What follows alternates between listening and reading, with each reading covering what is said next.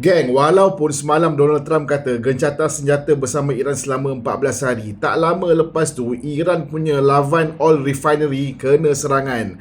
Iran lepas tu retaliate balik dan membuat serangan ke atas UAE, Qatar dan juga Bahrain.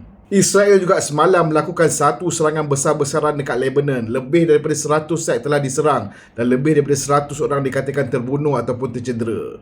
Jadi, peperangan dekat Middle East ini masih terlalu awal untuk kita conclude ataupun membuat kesimpulan untuk tutup buku. Terdapat 3 lapisan peperangan yang sekarang ni berlaku dekat Middle East dengan pihak yang berbeza. Yang pertama di antara Amerika Syarikat dan juga Iran, di mana situasinya adalah berhenti seketika selama 14 hari.